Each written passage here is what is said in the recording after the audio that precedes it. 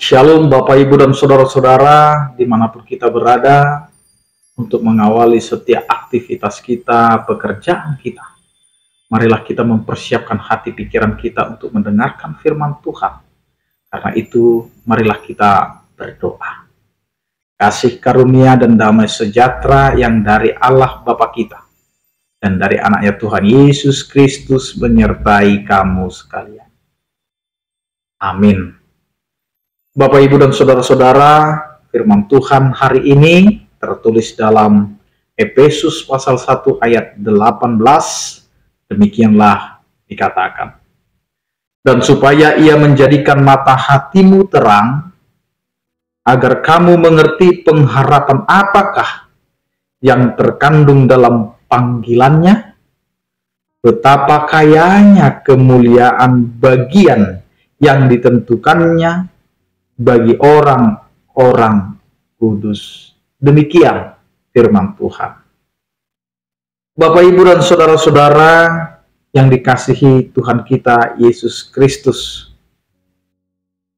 ketika kita dipanggil dan menjadi umat panggilan Allah, sesungguhnya kita bukan siapa-siapa.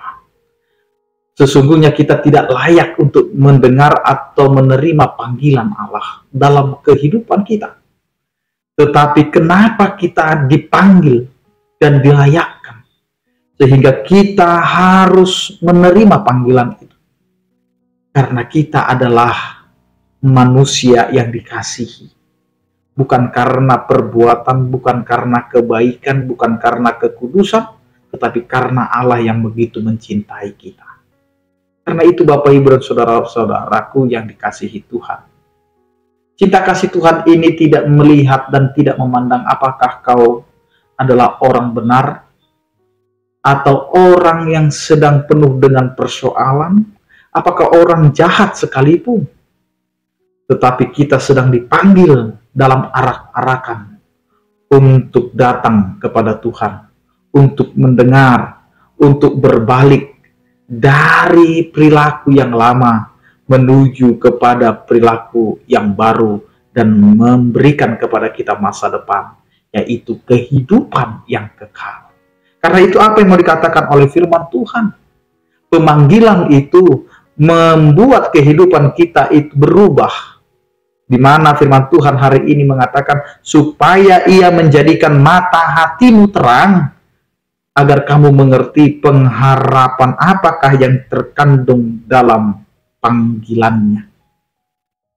Karena terkadang kita terlena dengan kehidupan yang sudah kita nikmati, walaupun itu kita hidup di dalam keberdosaan, di dalam pelanggaran, di dalam ketidaktakutan akan Tuhan.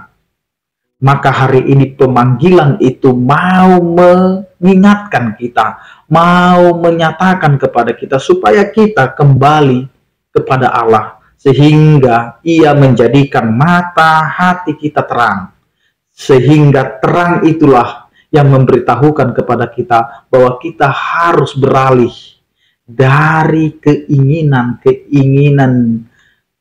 daging kita menuju kepada apa yang dikehendaki oleh Allah. Maka kehidupan kita diarahkan kembali kepada Tuhan, sehingga kita tidak hanya memikirkan hal-hal yang duniawi, tetapi bagaimana kita memikirkan apa yang dikehendaki oleh Allah dalam kehidupan kita. Sehingga ketika kita menghadapi pergumulan persoalan dalam kehidupan kita, maka disinilah kita akan memahami bagaimana setiap orang percaya dalam panggilannya memiliki pengharapan. Maka Tuhan akan menyingkapkan itu sehingga kita mengerti apa maksud Allah di dalam pemanggilannya.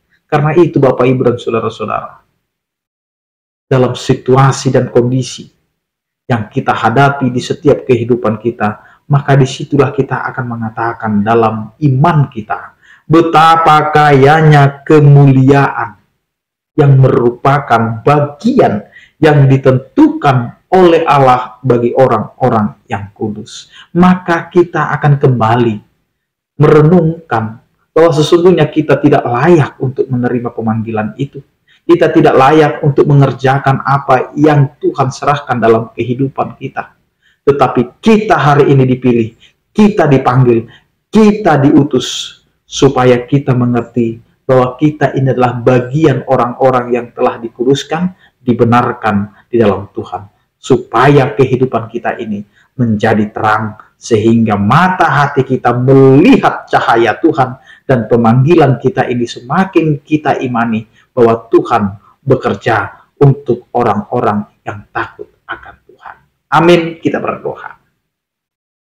Terima kasih Tuhan, firman-Mu yang menyapa kehidupan kami, sehingga kami dapat kembali merenungkan panggilan kami, karena Engkau telah menjadikan mata hati kami menjadi terang, dan kami mengerti pengharapan apa yang kami akan lihat dalam panggilan itu.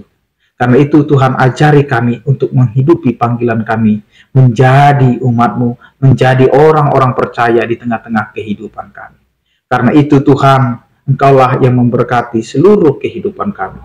Berkatilah hidup perekonomian rakyat, orang-orang percaya, terutama para petani dan nelayan, pedagang kecil dan buruh, agar semakin baik dan mereka dapat bersukacita dengan seluruh apa yang mereka kerjakan.